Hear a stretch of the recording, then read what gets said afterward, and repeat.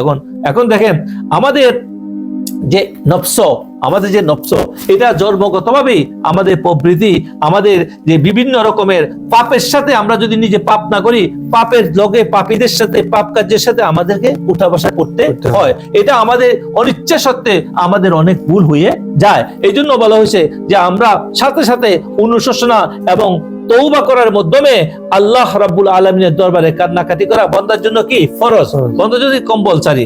এখন মানুষ যদি একটা পাপ করে, ওই পাপ তার ভিতরে কি হয়, তার কলবে একটা কালো দাগ হয়। যদি গুনাহগার একটা পাপ করে, ওটা কি তার কলবের মধ্যে দাগ হয়। এখন সেই দাগের কারণে আস্তে আস্তে সে যখন বাড়তে থাকে আর এই অন্ধকার হয়ে যায় তার কলব।